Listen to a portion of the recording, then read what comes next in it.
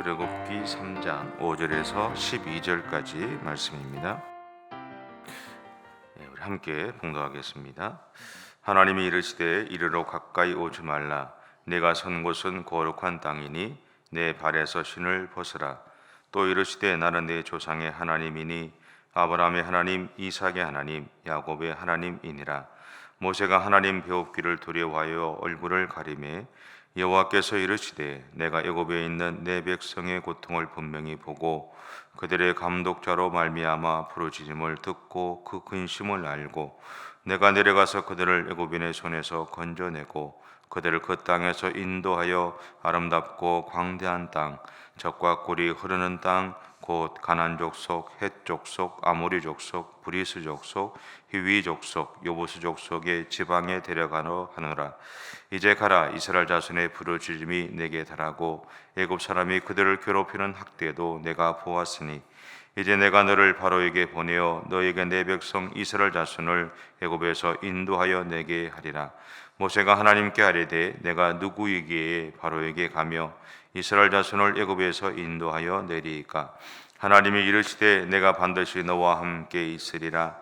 내가 그 백성을 애굽에서 인도하여 낸 후에 너희가 이 산에서 하나님을 섬기리니 이것이 내가 너를 보낸 증거니라. 아멘. 옛날에 많이 했던 이야기 중에 그런 게 있죠. 여러분, 닭이 먼저일까요? 달걀이 먼저일까요? 근데 사실 이 질문은 예수를 믿는 우리들에게는 사실 쉬운 답이에요. 왜냐하면 창조적인 관점, 창조의 관점에서 보면 당연히 닭이 먼저죠. 그래서 사실 어떻게 보면 예수 믿는 사람들에게는 그런 질문들은 굉장히 쉬운 답이죠. 오늘 본문은 우리에게 그 떨기나무 아래 임재하신 하나님을 보여주고 있습니다. 그렇다면 이제 떨기나무가 거룩할까요? 아니면 떨기나무 불꽃 가운데서 나타나신 하나님이 거룩하실까요? 쉽죠? 그죠? 하나님이 거룩하시다라는 거죠. 하지만 성경이 우리에게 정언하는 모습들을 가만히 보면 어쩌면 우리가 떨기나무가 거룩하다고 믿고 있는 것은 아닐까라는 생각들을 해보게 됩니다. 예를 들어 예수님 당시에 베데스다 모세는 연못에는 수많은 병자들이 있었습니다. 그 사람들이 거기에 있었던 이유는 그들이 이야기하는 이야기죠. 천사들이 가끔씩 목욕하러 내려오는데 그들이 목욕을 하고 올라갈 때 생기는 그 파장이 생길 때 제일 먼저 들어가는 사람은 낫는다라는 겁니다. 그 전설 같은 이야기 때문에 이 베데스다 연못은 병자들에게는 성지였어요. 네, 여기서 하나 질문을 던질게요. 베데스다 연못에 제일 먼저 이렇게 파장이 일었을 때 들어가면 나을까요? 낫지 않을까요? 전설이 생겼다는 것은 그 일이 있었기 때문에 그렇죠. 그럼 베데스다 연못이 능력이 있었을까요? 아니면 처음에 우연하게 먼저 들어갔던 환자에게 하나님의 은혜가 임했기 때문이었을까요? 답은 쉽죠. 하나님의 은혜가 임했기 때문이라는 거죠. 근데 또 조금 더 들어가 보면요, 그 환자가 물에 들어갔을 때 그가 하나님을 향해 갖고 있었던 믿음에 하나님이 응답했을 가능성이 훨씬 더 높습니다. 예수님은 베데스다 연못을 찾아가셔서 38년 된 병자를 고치셨어요. 이것이 우리에게 이야기하고자 하는 의미가 뭘까라는 거죠. 예수님의 이 사건을 통해서 세상과 38년 된 병자에게 베데스다 연못이 병을 고치는 것이 아니라 하나님이 병을 고치시는 분이라는 것을 알게 하기 위함이었다라는 겁니다. 그럼 왜 그 사람이 그 많은 환자들 38년 된 환자가 선택이 됐을까요? 그거는 모르죠. 고치시는 분이 그건 고치시는 분 마음이니까. 여러분, 어쩌면 우리의 신앙의 모습들은 잘못된 신앙의 태도를 우리가 가지고 살아가고 있는지 모릅니다. 무엇인가 이렇게 그런 태도를 가지고 있는지 몰라요. 그래서 어쩌면 예수님은 그 사건들을 통해서 우리에게 바로 믿음의 길을 가도록 우리를 인도해 주고자 애를 썼는지도 모르십니다. 예전에 제가 우스갯소리를 했던 이야기 기억나시는지 모르겠는데, 물론 그 당시에 그분들은 아주 심각했지만 저는 좀 싫었어요. 왜냐하면 성지순례 갔을 때 보면 뭐 베드로의 뭐 기도 자리 뭐 이런 데 가서 기도하고 뭐 이런 것들이 있어요. 아까 제가 이야기했던 것들을 생각해 보세요. 베드로가 통곡했던 기도 자리에서 기도하면 베드로와 같은 능력이 나에게 임할까요? 베드로가 기도했던 그 순간에만 일어난 일이에요. 그 얘기는 뭐예요?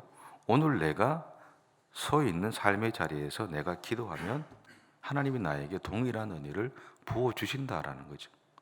굳이 거기 가서 모세처럼 손을 들어야 능력을 받는 것이 아니라 오늘 내 삶의 자리에서 내가 하나님을 신뢰하고 그분이 나에게 은혜를 주실 것을 기대하면서 기도하면 그 자리가 능력의 자리다라는 거죠. 그 자리가 은혜의 자리다라는 것이죠. 모세 입장에서 한번 보시면 불이 붙은 떨기나무가 타지 않고 있다는 것은 너무나 신기한 일이었습니다. 그리고 이 신기한 일이 그의 걸음을 여기까지 이끌어온 것이 맞습니다. 하지만 하나님은 그에게 이 일을 행하신 분이 하나님 자신이라는 것을 알게 하시는 것이죠. 그래서 5절에서 이렇게 말씀하셨습니다. 5절 같이 한번 다시 읽어볼까요? 5절입니다. 시작. 하나님이 이르시되 이리로 가까이 오지 말라. 내가 선 곳은 거룩한 땅이니 내 발에서 신을 벗으라. 땅은 우리가 어디든 갈 수 있잖아요. 내가 가지 못할 곳은 없죠. 근데 하나님이 이 자리에서 모세에게는 구별시키는 거죠. 여기서 우리가 한 가지 생각해 봐야 될 것이 있습니다. 앞에서도 방금 제가 이야기했지만 모세가 서 있던 자리가 이후에도 거룩한 자리였을까라는 거죠. 이후에도 거룩한 자리였을까? 답은 아니다라는 거죠. 지금 바로 이 순간 하나님이 임재하신 현재에만 그 자리가 거룩한 곳이다라는 겁니다. 그리고 이러한 하나님의 임재가 있을 때 우리에게 요청되는 것이 하나 있습니다. 그것은 뭐냐면 구별됨입니다. 이것을 오전에 이렇게 표현했습니다. 내가 선 곳은 거룩한 땅이다. 여러분, 우리가 여기서 한 가지 더 기억해야 될 것이 있습니다. 12절에 보시면요. 12절인데 같이 한번 읽어볼까요? 12절입니다. 시작. 하나님이 이르시되 내가 반드시 너와 함께 있으리라. 내가 그 백성을 애굽에서 인도하여 낸 후에 너희가 이 산에서 하나님을 섬기리니 이것이 내가 너를 보낸 증거니라. 우리가 하나님을 위해서 구별되어지는 삶을 살아간다면 하나님은 나와 함께 하심으로 내가 다른 사람과 또 세상과 구별되게 만들어 주신다라는 것이죠. 그리고 하나님의 함께 하심에 대해서 다른 번역 성경에 보면 이렇게 표현되어 있어요. 내가 내 힘이 되어 주겠다. 다시 말해서 이 말은 내게 능력 주시는 자 안에서 내가 모든 것을 할 수 있다고 했던 이 빌립보서 4장 13절의 말씀이 오늘 우리의 현실이 된다는 것을 의미합니다. 그렇다면 호렙산에 있던 수많은 떨기나무 가운데서 유독 모세가 서 있던 떨기나무에만 하나님이 임하셨을까요? 이것은 모든 사람이 복음의 초청을 받지만 준비된 사람만 그 잔치에 참여할 수 있다는 것을 우리에게 의미하기도 합니다. 이것을 마태복음 22장에서 나오는 혼인 잔치에서 예수님이 명확하게 선언하셨죠. 마태복음 22장 11절부터 13절 말씀인데 제가 한번 읽어볼게요. 임금이 손님들을 보러 들어올새 거기서 예복을 입지 않은 한 사람을 보고 이르되 친구여 어찌하여 예복을 입지 않고 여기 들어왔느냐 하니 그가 아무 말도 못하거늘 임금이 사환들에게 말하되 그 손발을 묶어 바깥 어두운 데에 내에 던지라. 거기서 슬피 울며 이를 갈게 되리라 하니라. 분명한 것은 하나님이 임재하셨기에 그 나무가 거룩하게 되었다라는 겁니다. 그리고 모세에게 신을 벗으라고 하신 말은 모세의 신발이 타락한 세상을 밟고 다니는 것을 상징하고 있기 때문에 그렇습니다. 다시 말해 이 말은 세상적인 것을 벗어버리고 하나님의 임재 안에 머물라라는 이야기입니다. 여러분, 오늘 모세가 불붙는 떨기나무를 보고 여기까지 오기는 했지만 선뜻 그 나무를 향해서 가까이 다가지 못한 것처럼 어쩌면 우리는 세상적인 문제에 매여서 하나님의 부르심에 순종하지 못하고 있지는 않는가 하는 생각이 듭니다. 그럼에도 오늘 본문이 우리에게 말하는 것이 있습니다. 두 가지인데요. 첫째는 세상 문제에 얽매여 힘들어하지 말고 모든 무거운 짐을 십자가 앞에 내려놓고 하나님의 은혜 안에 들어오라는 것입니다.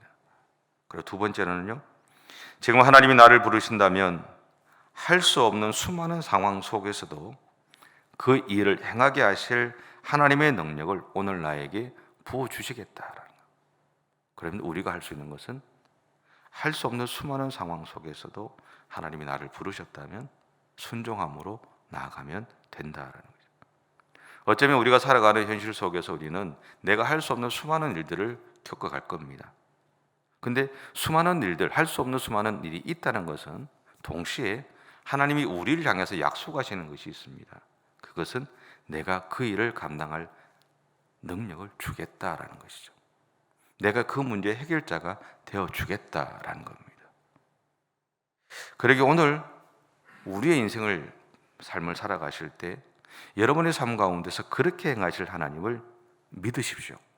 그리고 그 하나님을 믿으시면서 믿음으로 나아가시는 그런 오늘 하루의 삶이 되시기를 바랍니다. 기도하겠습니다. 사랑의 주님, 감사합니다.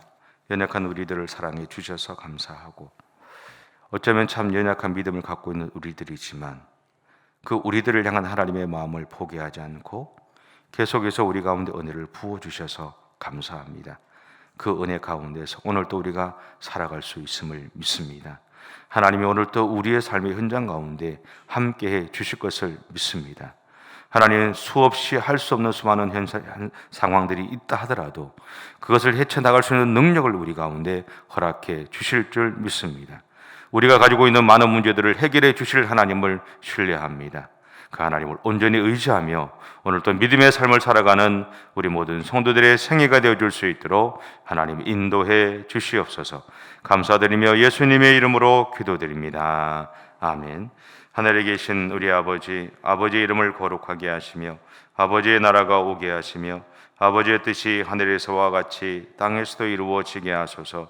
오늘 우리에게 일용할 양식을 주시고 우리가 우리에게 잘못한 사람을 용서하여 준 것 같이 우리 죄를 용서하여 주시고 우리를 심에 빠지지 않게 하시고 악에서 구하소서. 나라와 권능과 영광이 영원히 아버지의 것입니다. 아멘.